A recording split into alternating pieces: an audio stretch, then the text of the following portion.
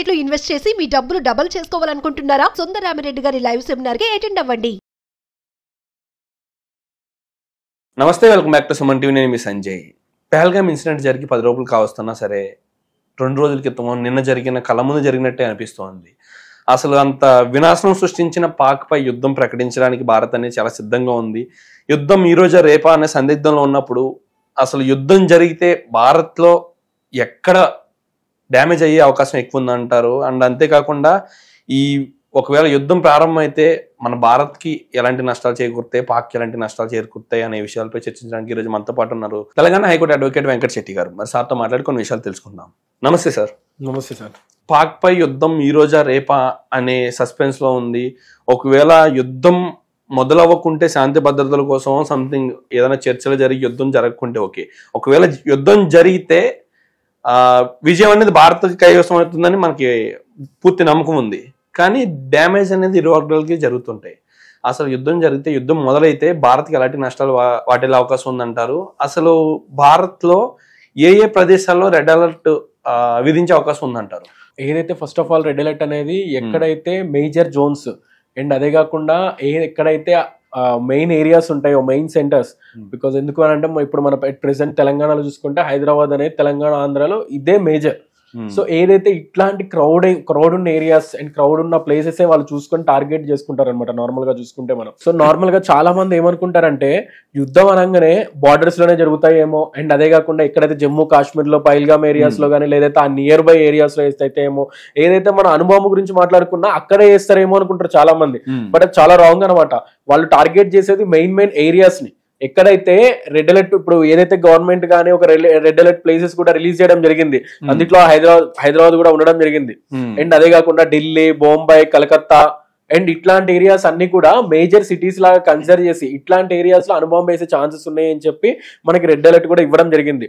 And అదే కాకుండా మనకి ఎక్కడైతే సేఫెస్ట్ ప్లేసెస్ అని అంటే ఏదైతే చెన్నై గానీ లేకపోతే ఛత్తీస్గఢ్, ఒరిస్సా ఇట్లాంటి స్టేట్స్ అనేది పీస్ఫుల్ ప్లేసెస్ అన్నట్లు, ఏదైతే ఆ ప్లేసెస్ కి రెడ్ జోన్ లేదు అన్నట్లు, ఏదైతే ఆ ప్లేసెస్ మీద సేఫ్ జోన్ లో లాగా దాన్ని కన్సిడర్ చేయడం జరిగింది. Stock home international research centre అని చెప్పి ఒక సంస్థ రీసెర్చ్ చేయడం జరిగింది. రీసెర్చ్ చేసి ఎవరెవరి దగ్గర ఎంతెంత ఎక్విప్మెంట్ ఉంది అని అంటే ఏదైతే గన్స్ గానీ లేకపోతే అణుబాంబు రిలేటెడ్ గానీ లేకపోతే ఈ ట్యాంకర్స్ అనేది గానీ యుద్ధానికి సరిపడా సామాగ్రి ఎవరెవరి దగ్గర ఏమేమి ఉన్నాయి అని చెప్పి ఒక బులెటిన్ అనేది రిలీజ్ చేయడం జరిగింది. దాంట్లో మనం చూసుకుంటే ఆల్మోస్ట్ మన ఇండియాకే ఒక 10 రేట్స్ అనేది మన ఇండియాకే ఉండడం జరిగింది. సో నేను చెప్పేది ఏంటి అని అంటే మాక్సిమం ఆఫ్ ద సిచ్యువేషన్ లో మనకి ఫేవరబుల్ గా ఉండడం జరుగుతుంది. సో కొన్ని ఛాన్సెస్ లో ఏదైతే వాళ్ళ అనుభవం వేసినప్పుడు ఏదైతే మన రెడ్ అలర్ట్ చేసిన సిచ్యువేషన్స్ లో ఇట్లాంటి ప్లేసెస్ లో కొంచెం లాస్ అవ్వడం జరుగుతుంది. అండ్ అదే కాకుండా మనం ఎప్పుడు కూడా మన ఇండియన్స్ పాకిస్తాన్ మీద అనుభవం వేసినట్లు గానీ లేకపోతే అక్కడికి వెళ్ళి ఏమైనా చేసినట్లు గానీ ఎక్కడా సిచ్యువేషన్ రాలేదు అట్లాంటిది. ఓన్లీ పాకిస్తాన్ వాళ్ళు ఏదైతే మన ఇండియా మీద ఏదో ఒక ఇట్లాంటి సంఘటనలు క్రియేట్ చేయడం కానీ ఏదైతే బాంబ్ బ్లాస్టింగ్ కానీ అండ్ చాలా చేయడం జరిగింది. అయినా కూడా వాళ్ళు అలానే చేస్తున్నారు. సో ఇప్పుడు మన మోడీ గారు ఏదైతే ఒక free plan in the sense smartest గా ఏదైతే వాటర్ ని రిలీజ్ చేసేసి అక్కడ చాలా మంది అంటే ఏదైతే వాటర్ ని స్టాప్ చేసిన తర్వాత అక్కడ ఎక్కడైతే దిగువన నివసించే వాళ్ళందరికీ ఎక్కడైతే ఆర్మీ వాళ్ళనే కానీ లేకపోతే అక్కడ లోబడి ఉన్న వాళ్ళందరూ కూడా కొంచెం సఫర్ అవ్వాలి. అటు సైడ్ కూడా మనం సఫర్ అయింది వాళ్ళు కూడా ఫేస్ చేయాలి అని చెప్పి. బికాస్ ఎందుకు అని అంటే మనం అక్కడ గవర్నమెంట్ కానీ అక్కడ పర్సన్స్ కానీ ఎప్పుడు ఎవరిని డిస్టర్బ్ చేయలేదు. ఒక్కసారి మనం డిస్టర్బ్ చేస్తే వాళ్ళకి అర్థం కావాలి అని చెప్పి ఇప్పుడు రీసెంట్ గా చేసిన ఇన్సిడెంట్ వల్ల అక్కడ ఎవరైతే జనాలు ఉన్నారో వాళ్ళందరూ గవర్నమెంట్ కి రివర్స్ తిరగడం జరిగింది. అండ్ అదే కాకుండా రీసెంట్ గా మనం ఒక న్యూస్ చూసుకుంటే అక్కడ ఎవరైతే ఆర్మీ సోల్జర్ గానీ ఆర్మీ మేజర్ గానీ రిజైన్ చేయడం కూడా జరిగింది. మనం చూసుకుంటే అక్కడ ఆ పర్సన్ ఎవరైతే ఆర్మీ పర్సన్ ఉన్నాడో మెయిన్ పర్సన్ కూడా రిజైన్ చేసి బయటికి రావడం జరిగింది.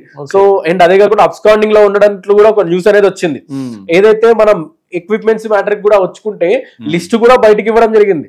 సో మనం చూసుకుంటే ఆల్మోస్ట్ ఇండియా వద్ద 1437 ఫిక్స్డ్ వింగ్ విమానాలు అండ్ అదే కాకుండా యుద్ధానికి యూజ్ అయ్యే 995 హెలికాప్టర్లు అండ్ అదే కాకుండా 7,074 ఆర్కేడ్ ఫైటింగ్ వెహికల్స్, ఏదైతే బుల్లెట్స్ ఆటోమేటిక్ గా బుల్లెట్స్ వచ్చే వెహికల్స్ ఫ్లైట్ వెహికల్స్ కూడా ఉండడం జరిగింది. అండ్ అదే కాకుండా 11,225 అంటే 11,225 ఆర్టీఆర్ల యూనిట్లు ఉన్నాయంట.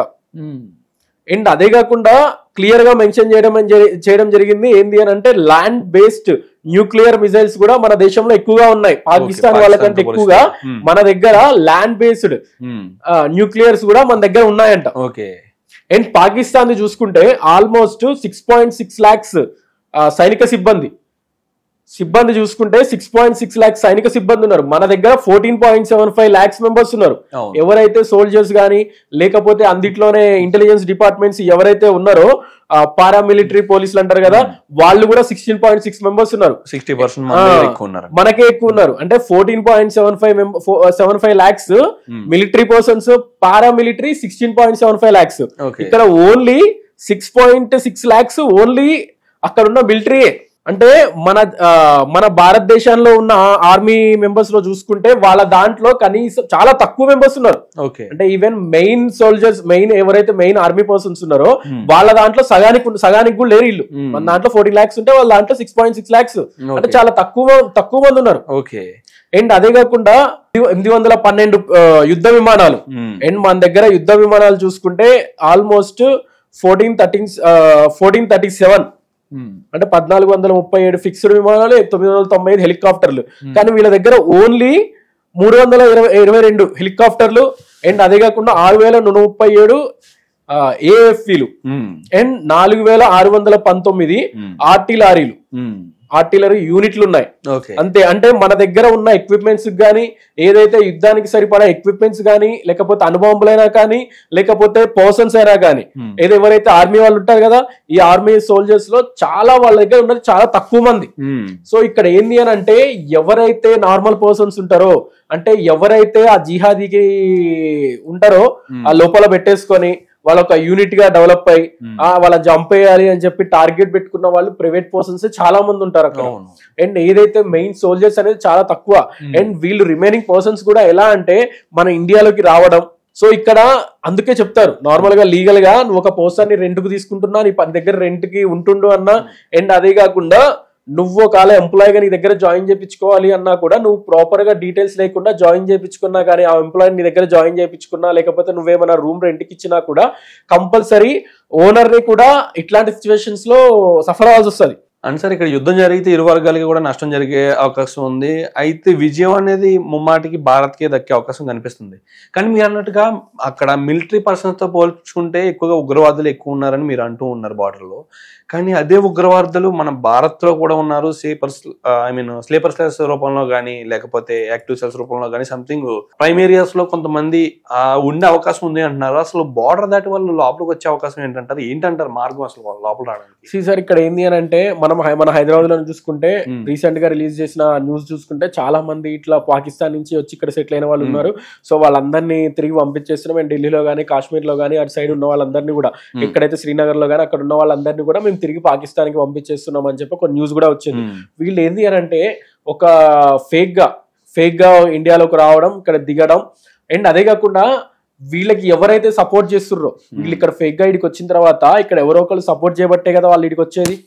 సో ఇక్కడ ఎవరైతే సపోర్ట్ చేస్తుర్రో, అండ్ అదే కాకుండా వాళ్ళకి సోర్స్ ఆఫ్ ఇన్కమ్ ఎట్లా వస్తుంది, అండ్ కొన్ని ఫౌండేషన్స్ కానీ, కొన్ని ట్రస్ట్లు కానీ హిందూ పేరిజం తో పెట్టేసి వాళ్ళ దగ్గర నుంచి అమౌంట్ కలెక్ట్ చేసుకొని, ఈ అమౌంట్ అనేది ఇట్లా వీళ్ళకి ఉగ్రవాదులకి, టెర్రరిస్టులకి గినక డైవర్ట్ చేస్తున్న సొసైటీలు కూడా చాలా ఉంటాయి, ట్రస్ట్లు కూడా చాలా ఉంటాయి. అట్లాంటి ట్రస్ట్లు చాలా వరకు ఏదైతే వాళ్ళని కూడా పిలిపించి ఇన్వెస్టిగేషన్ చేయడం కానీ, అండ్ అదే కాకుండా ఆ ట్రస్ట్ రిలేటెడ్ మెంబర్స్ అందరినీ కూడా నువ్వే ఫండ్స్ అన్ని ఎక్కడ డీవియేషన్ అయినాయి, ఎలా డీవియేషన్ అయినాయి, అండ్ నీ ఇన్వాల్వ్మెంట్ దాంట్లో ఉంది అని అంటే నిన్ను కూడా కంపల్సరీ లైఫ్ టైం ఇంప్రిజన్మెంట్ పడే ఛాన్సెస్ ఉన్నాయి. అండ్ అదే కాకుండా డెత్ పనిష్మెంట్ కంపల్సరీ. అంటే ఆశ్రయం ఇచ్చిన వాళ్ళకి కూడా, ఆశ్రయం ఇచ్చిన వాళ్ళకైనా కానీ, నువ్వు మనీ పరంగా వాళ్ళకి హెల్ప్ చేసినా కానీ డెత్ పనిష్మెంట్ అయితే కంపల్సరీ. భవిష్యత్తులో యుద్ధ వాతావరణం అనేది నెలకొంటే ప్రజలు ఏ విధమైన జాగ్రత్తలు తీసుకోవాలంటారు? ఏ ప్లేసెస్ లో సేఫ్ గా ఉంటారంటారు? ఏ ప్లేసెస్ లో సేఫ్ గా ఉంటారు అని అంటే ఫస్ట్ ఆఫ్ ఆల్ ఏంటంటే క్రౌడ్ గా ఉన్న ప్లేసెస్ కి దూరంగా ఉండాలి. సో ఎందుకంటే రీసెంట్ గా మనం చాలా న్యూసెస్ చూసింటాం. అండ్ అదే కాకుండా ప్రీవియస్ గా అప్పట్లో కూడా ఏదైతే కోనార్క్ థియేటర్ దగ్గర కానీ, లేకపోతే ఇక్కడ కోటిలో అయిన ఇన్సిడెంట్ గానీ చూసుకుంటే చాలా మంది సఫర్ అయిపోయారు. చాలా మంది క్రౌడ్ ఏరియాస్ కొంచెం జర తక్కువ ఉంటే బెటర్. అండ్ అదే కాకుండా కొంచెం జనాలకి తక్కువ దూరంగా ఉంటే, జనాలకి ఇన్ ద సెన్స్ అందరికి, మనుషులందరికీ దూరంగా ఉండమని చెప్పడం కాదు, ఎక్కడైతే గుంపుగా ఉన్న కాడ కానీ ఎక్కువ నించోకుండా ఉండడం. అండ్ అట్లాంటి సిచ్యువేషన్స్ లో కానీ ఫస్ట్ ఆఫ్ ఆల్ ఏంటి అంటే అందరినీ నమ్మి దగ్గర తీసుకోవద్దు. బికాస్ ఎందుకు అని అంటే వాడికి పరిచయం మైండ్ అని అంటే వాడు ఎవ్వడు, బికాస్ ఎవడైనా కావచ్చు, టెర్రరిస్టే కావచ్చు వాడు. సో ఇట్లాంటి సిచ్యువేషన్ ఏంది అని అంటే ఇట్లా ఇవన్నీ చూసుకోవాలి సార్, బికాస్ అయ్యే సిచ్యువేషన్ ఎట్లాగో అయితేనే ఉంటది. సో మనం నార్మల్ గా చూసుకుంటే ఎక్కడో అక్కడ యుద్ధం జరుగుతుందేమో, మనం ఇక్కడ సేఫ్ జోన్ లో ఉండాలి అని ఆలోచిస్తూ ఉంటున్నాం, కానీ ఎక్కడైతే అణుబాంబులు వేలుస్తున్నామో ఇవన్నీ ఆలోచిస్తున్నాం. కానీ ఫస్ట్ ఆఫ్ ఆల్ మనం ఆలోచించాల్సింది ఏంది అని అంటే మన ఏరియాలో ఉన్న స్లీపర్ సెల్స్, అంటే ఎవరైతే పాకిస్తాన్ వాళ్ళు ఇక్కడికి వచ్చి ఇండియన్స్ ముసుగులో ఉన్నారో వాళ్ళు ఏ టైంలో అయినా క్రియేట్ చేయొచ్చు. సో అందుకే మన గవర్నమెంట్ కానీ ఎవరైనా కానీ వాళ్ళని బయటికి లాగడం జరుగుతుంది. అండ్ అదే కాకుండా ఇక్కడ నుంచి మళ్ళీ వాళ్ళు పాకిస్తాన్ కి పంపించడం జరుగుతుంది. బికాస్ ఏ టైంలో అయినా వాళ్ళు బయటికి రావచ్చు, ఏ టైంలో అయినా క్రియేట్ చేయొచ్చు రచ్చ అనేది. సిటిజన్ ముసుగులో, సో సిటిజన్ మన ఇండియన్ సిటిజన్ ముసుగులో ఉన్నారు కదా, వాళ్ళు ఏ టైంలో అయినా ముసుగు తీసిరు అనుకోండి, సో చాలా మంది సఫర్ అవ్వాల్సి వస్తుంది. సో ఆ ఉద్దేశంతోనే వాళ్ళందరినీ బయటికి తీయడం జరుగుతుంది. సో ఇప్పుడు ఏదైతే ఇన్సిడెంట్ అయింది అని చెప్పని కాదు, సో దాని రిలేటెడ్ కన్సర్న్ డిపార్ట్మెంట్ అనేది ఇప్పటికీ తెలంగాణలో నడుస్తూనే ఉంది. ఏదైతే ఎన్ఐఏ కానీ లేకపోతే రిలేటెడ్ క్రైమ్ బ్రాంచ్ కానీ, సో ఈ డిపార్ట్మెంట్స్ అన్ని కూడా ఎప్పటికప్పుడు వాళ్ళ దగ్గర డేటా ఉంటుంది, ఎప్పటికప్పుడు వాళ్ళు బ్యాక్ ఎండ్ లో నుంచి నడుస్తూనే ఉంది. సో ఇప్పుడు వచ్చింది కదా అని చెప్పి చేసేది కాదు ఇదంతా. Absolutely sir. Thank you sir, thank you very much sir.